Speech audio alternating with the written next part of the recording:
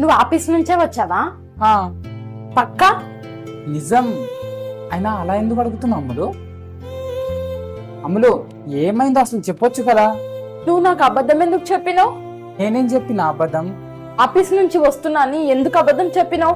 కొన్ని రోజుల క్రితమే నీ జాబ్ పోయింది, అది చెప్పడానికి నువ్వు నా దగ్గర దాస్తున్నావు. నీకెలా చెప్పను? కానీ నువ్వెందుకు ఇలా చేస్తున్నావు నాని? జాబ్ పోయింది, ఏం చేయాలనో అర్థం కాక దిమాగ్ ఖరాబ్ అవుతుంది. ఇల్లు ఎట్లా నడిపియాలి, ఈఎంఐలు ఎలా కట్టాలనో అర్థం కావడం లేదు. నాని, ఇవన్నీ ముందే చెప్పొచ్చు కదా. నువ్వేం బాధపడకు, నాకు బ్యూటీ పార్లర్ వర్క్ వచ్చు. నేను కూడా పని చేస్తే నీకు కూడా హెల్ప్ అవుతుంది కదా. లేకపోతే నువ్వు చెప్తుంటావు కదా నీకు వంట బాగొచ్చని, అయితే మనం టిఫిన్ సెంటర్ ఓపెన్ చేద్దాం. కానీ మీ నాన్నకి చెప్పినా కదా, ఏ లోటు లేకుండా నీ బిడ్డని మంచిగా చూసుకుంటానని. ఒక మాట చెప్పు, భర్త తన భార్యని మహారాణిలా చూసుకుంటే భార్య కూడా తన భర్తని ఒక మహారాజులా చూసుకోవాలి కదా.